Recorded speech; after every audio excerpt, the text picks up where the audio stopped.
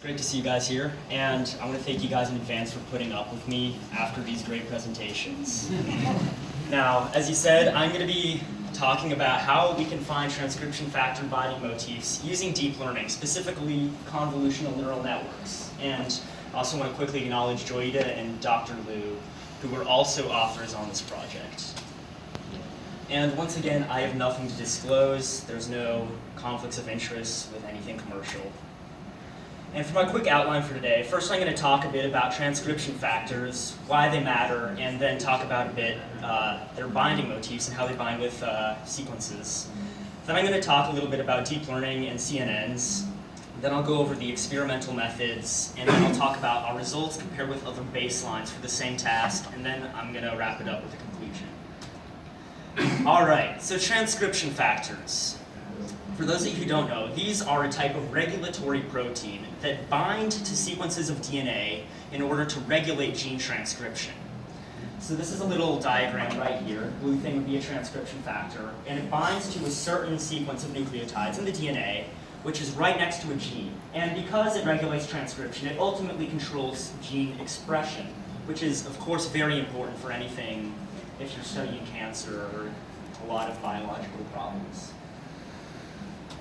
Okay, so the process by which these proteins bind to the DNA is through a motif, which is a specific pattern of nucleotides within the sequence. And here they're called transcription factor binding motifs.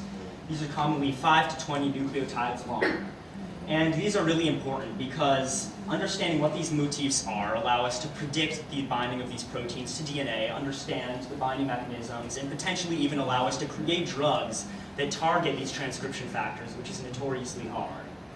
The problem is, it has been traditionally challenging to find these motifs because a given transcription factor protein can bind not only to several different motifs, meaning that they're composed of different actual nucleotides, but they can also be of varying length and have a different position relative to the associated gene within a sequence. So to segue a bit here, the data that we're going to use for this project comes from a technology called ChIP-seq, which is chromatin immunoprecipitate sequencing. Essentially what that does is it uses antibodies to precipitate and isolate certain sequences which are known to contain a binding event associated with a given protein. So I'd also like to give a little shout out to the ENCODE project, which has freely available data used in conjunction with the Human Genome Project, which allows us to find tons of sequences for free of given transcription factors. And I would like to say that this is very much a big data project. For the given proteins we looked at, there were anywhere from 20 to 60,000 sequences per protein. So now I want to talk a little bit about deep learning. Now this is something I really like, but I'm not going to put you through that. So I'll just give you a high-level overview. Essentially, deep learning uses deep artificial neural networks to make complex nonlinear representations of input. What that really means, and all you have to know for now, is that what that lets you do is create sort of a black box trainable classifier. So essentially, if you have a really complicated problem with tons of inputs and lots of training cases, you can pretty much train one of these deep neural networks to understand the problem and give accurate predictions and classifications. However, traditional neural networks have the problem when it comes to translated data. See, the way a classic neural network works is they have a ton of inputs, right? X1, X2, X3, where each input would say represent a very specific variable. So that variable could be something like body temperature, it could be pH of a patient or something. And that makes a lot of sense. The problem is, when we apply this to sequence data, imagine what happens. It's hard to assign a given input to a specific value if it only is associated with one nucleotide. So when you shift an entire sequence over, even though intuitively it should be practically the same thing, deep neural networks see it as something completely different. And this is a major problem when dealing with sequence data because remember, motifs can be located anywhere within this ChIP-seq sequence. So the approach that we use to solve this is the convolutional neural network. Now these neural networks are a very specific type that are often used for computer vision and speech recognition problems. And this is due to their ability to handle translation in the input. Now, I have a little example of what it does here. I'm not going to go too much into depth, but essentially what it does is it has a collection of feature detection matrices. And what these do is they look for very simple patterns within the input, and they scan along the whole input. So you can imagine if you had an image, say, of a face right here, you might have a detector that looks for something very simple, just like a horizontal edge. And what it does is it looks through the input and finds places in the input where, say, a horizontal edge lights up. And then, after combining several features, say a vertical line now, a diagonal line, a dot, you get the idea, you have a map of different features and where they appear within the input. Now, combining the idea of a deep neural network, where you have lots of layers of these feature detectors, you can come up with more complex features. So, for example, the first layer might find simple edges. The next layer could detect curves. It could detect maybe a part of a face. And finally, if you stack enough of these layers and have a standard deep learning classifier, you can get an entire classification system going that can detect a face or detect, in this case, whether a given sequence contains a binding motif. And I would also like to say that for this project, we did use the Python Deep Neural Network library from a guy at CMU, Yajie Miao. So anyway, our proposed solution to this problem was to use this convolutional neural network on the sequence data. But that in itself was a little bit of a challenge, because raw sequences are not exactly easy to, it's not easy to understand how a raw ATCG can be converted into an image for a convolutional neural network. So the approach we took was, say, if we had a sequence of 300 base pairs, we transformed this into a 4 by 300 matrix, binary matrix. So an A would be a 1000, a C would be a 0010. That's the overall idea. And this allows us now to use a convolutional neural network on this sequence data. So after we created this binary image of the sequence, we fed it into our CNN model and trained it. And then we had it classify whether a sequence contained a motif or did not contain a motif. And actually, I should mention that for the negative cases, the training data we used, we had positive cases from ChIP-seq technology, and for the negative cases of control, we just took random subsets of the human genome with the assumption that binding motifs are sparse enough throughout the human genome that there will be few false positives within the data. So what we did next was we tested the model. And to start off, we only used the protein MAFK because the data for it in ENCODE project was very nice. And to compare how successful the CNN would be, we compared it with support vector machines, logistic regression, and standard deep neural networks, which are all standard machine learning algorithms. I should also mention that the support vector machine and logistic regression did use position weight matrices as their feature input. And position weight matrices are considered a state-of-the-art for detecting these binding motifs within a sequence. So now we get to the results. And essentially what this is saying is that our algorithm works really well. But if you're curious, this is the classification error, which represents how often our algorithm incorrectly classified a sequence as containing a motif or not. So our algorithm on MAFK, when fully optimized, was able to get about 3% error versus support vector machines, deep neural networks, and logistic regression, which were all in the ballpark of around 30% error.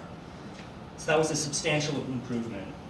Next, what we did, now that we realized it worked for MAFK, is we went through and compared our MAFK optimized model on other proteins. So we hypothesized that since the model was optimized for MAFK recognition, it would perform best on MAFK, which is in red right there. And so it did perform nearly the best on MAFK as we thought. And what is interesting to see is many other proteins perform similarly well on the optimized MAFK model. However, some perform significantly worse, and we have theories that this is due to some proteins having very similar overall motif structures by which they bind.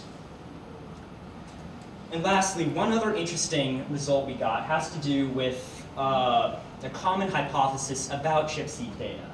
And that is that given a sequence, say 500 nucleotides long, a binding event is likely to occur around the middle portion of it, so around 250 nucleotides in. And our model looked at the middle 350 nucleotides of each sequence. So what we see here is at 367 nucleotides, we're only losing about 17 nucleotides before putting it into the model, and the error is very low. But as the length increases, meaning we are losing more of the actual input sequence prior to feeding it into the model, we see a nearly linear increase in classification error. So what this supports is that the binding events are not exactly concentrated around the center of ChIP-seq data, but they can be spread around the whole sequence. And so lastly, I think the main takeaway points of this are that convolutional neural networks are really good at identifying transcription factor binding motifs. And then, of course, like I said, binding sites may not always be located in the middle of ChIP-seq sequences. Now, I would also like to say that, unfortunately, I did this research this summer, and just in the last month or two, another paper came out that actually had, I'm sure you all know the story, but they had very similar experiment to ours, and it had very similar results. So I guess the plus side is I didn't screw up that badly. But the downside is that we'll have to do more research in order to really have something new. So I guess that leads me into our next steps. So some of the stuff we're looking at doing now are looking at the context of these binding motifs. So we're going to look at surrounding nucleotides. If a binding motif is, say, 20 long, we're going to look around those 20 nucleotides to see what are other potential reasons that a protein could bind to a given sequence of DNA. We're also going to analyze potentially protein-protein binding interactions. So part of the problem with ChIP-seq may be that if you're testing protein A binding to a sequence, what may happen is protein A binds protein B, which binds a sequence, and this can lead to false positives within the data. So we might be looking at our model to see if we can classify those specific protein-protein interactions and try to identify those. And then finally, now that we've seen that convolutional neural networks are really effective with finding specific transcription factors, we would be very interested to apply convolutional neural nets to other genomic problems. And I guess I would like to take this time to acknowledge once again Joyita. She was my mentor this summer, and she was a lot of help. Also, her training ran up there. Also, Dr. Liu, who was my PI this summer, he helped me a lot. And John Young, he's back at Pittsburgh. He is a bit of a deep learning guru, and he also helped me. And of course, the Cosby leaders from this summer, David Boone, Andrew King, and Mike Bisich for having the program and giving me this opportunity, and as well as my biology teacher for flying all the way out here with me. Stand up.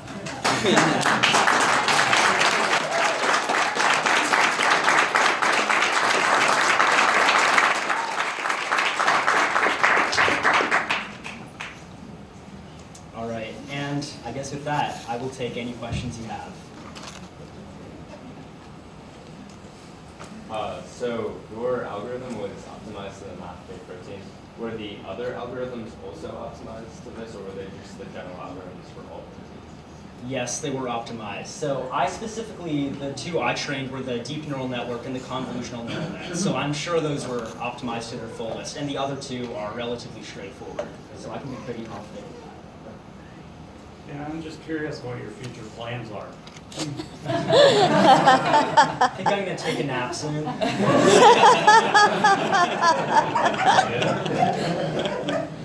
have a bio project due tomorrow. Sorry, all right, back there. Did you do any data augmentation? Say that again? Did you do any data augmentation?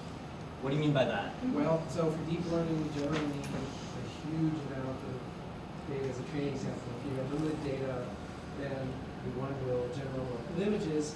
You can do data augmentation where you'll do rotations of the image, or flipping them as a way of creating more virtual training examples that are Yeah, so I had plenty of data. There were 20 to 60,000 cases per protein that we had, so I didn't have to do any of that. But that is something that I could look at if I'm looking at a protein that has less available data freely.